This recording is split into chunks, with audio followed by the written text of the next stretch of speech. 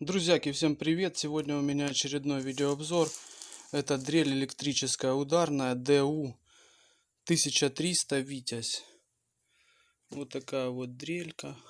В комплекте идет инструкция. Дрель электрическая ударная 1300. Ограничитель глубины. Вот такой вот затяжной ключ под патрон. Регулировка оборотов тут происходит на кнопке. Ну и соответственно ручка. Вот такой вот патрон.